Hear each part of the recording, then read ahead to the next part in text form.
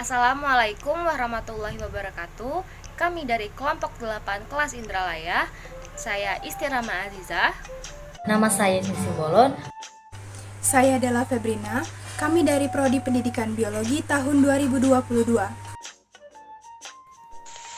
Tujuan: mampu menerapkan pemikiran logis, kritis, sistematis, inovatif dalam konteks peranan metabolisme asam lemak dalam kehidupan sehari-hari. Prosedur: 1. Memahami materi mengenai biosintesis lipid. 2. Membuat video pembelajaran dari materi yang sudah dipahami dengan semenarik mungkin. Biosintesis lipid. Biosintesis lipid atau asam lemak adalah pembentukan asam lemak dari asetil CoA yang berasal dari glikolisis dan katabolisme asam amino. Lemak adalah trigliserida. Mereka adalah ester gliserol dan 3 asam lemak. Lemak juga dapat berasal dari makanan, dari penyimpanan jaringan adiposa, dan dapat disintesis dari kelebihan karbohidrat di hati. Pencernaan lipid. Lemak dicerna terutama di usus kecil dengan aksi garam empedu dan lipase pankreas. Garam empedu mengumulsi lemak, mereka bertindak sebagai deterjen, memecah gumpalan besar lemak menjadi misel yang lebih kecil, membuatnya lebih mudah diakses oleh lipase. Lipase pankreas kemudian mengubah trigliserida menjadi monogliserida, asam lemak bebas, dan gliserol. Produk-produk yang dihasilkan tadi kemudian bergerak ke dalam enterosit. Di dalamnya mereka bergabung kembali membentuk trigliserida. Trigliserida dikemas bersama dengan kolesterol menjadi partikel lipoprotein besar yang disebut dengan kilomikron. Lipoprotein memungkinkan pengangkutan lemak yang tidak larut di dalam air dalam lingkungan berair. Kilomikron meninggalkan enterosit, memasuki kapiler limfatik, dan akhirnya masuk ke aliran darah, mengirim ke lemak ke jaringan. Dinding kapiler darah memiliki enzim permukaan yang disebut dengan lipoprotein lipase.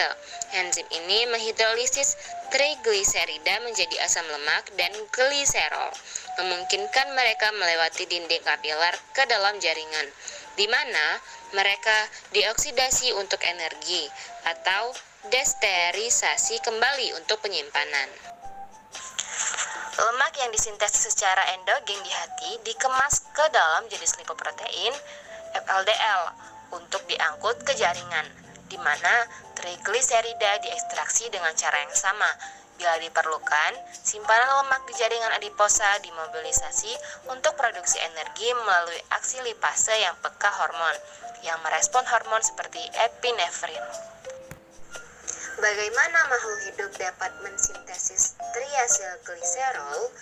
Jadi, pada makhluk hidup dapat mensintesis triasilgliserol ketika terdapat beberapa hal, diantaranya jika sumber energi dari karbohidrat telah mencukupi, maka asam lemak akan mengalami esterifikasi, yaitu membentuk ester dengan gliserol menjadi trigliserida, yang akan digunakan sebagai cadangan energi jangka panjang.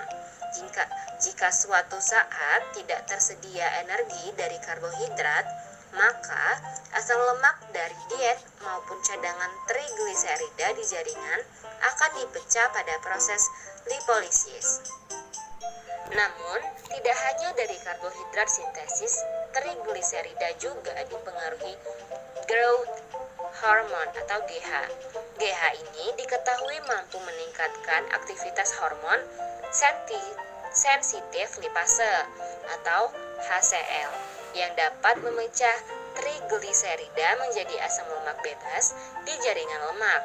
Growth hormone juga meningkatkan aktivitas lipoprotein lipase atau LPL pada jaringan otot dan jantung. Lipoprotein lipase tersebut dapat memecah trigliserida menjadi asam lemak bebas dari lipoprotein. Apa yang terjadi jika organisme mengkonsumsi bahan pangan yang mengandung lipid berlebih? Lemak menghasilkan lebih banyak energi persatuan massa daripada karbohidrat. Selama kelaparan glukosa, badan keton merupakan sumber bahan bakar penting, terutama untuk otak.